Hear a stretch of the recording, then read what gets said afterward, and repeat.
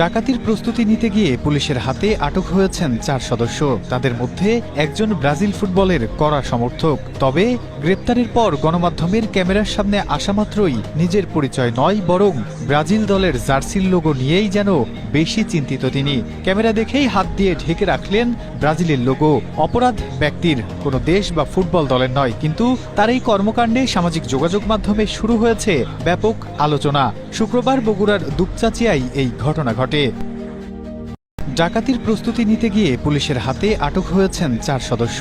তাদের মধ্যে একজন ব্রাজিল ফুটবলের কড়া সমর্থক। তবে গ্রেপ্তারের পর গণমাধ্যমের ক্যামেরার সামনে আসা মাত্রই নিজের পরিচয় নয়, বরং ব্রাজিল দলের জার্সির লোগো নিয়েই যেন বেশি চিন্তিত তিনি। ক্যামেরা দেখেই হাত দিয়ে ঢেকে রাখলেন ব্রাজিলের লোগো।